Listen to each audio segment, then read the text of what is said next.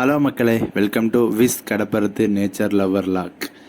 நீங்கள் இப்போ வீடியோவில் என்ன பார்த்துட்ருக்கான்னா, மீனவர்களோட வலையில் ஒரு பெரிய திமிங்கல சுறா ஒன்று மாட்டிருந்தது.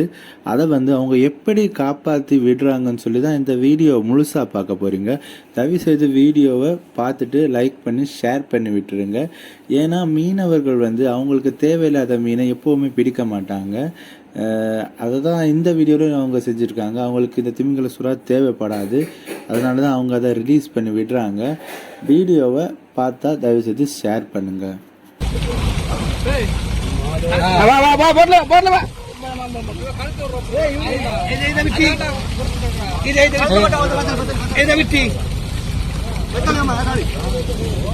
தாந்து போயா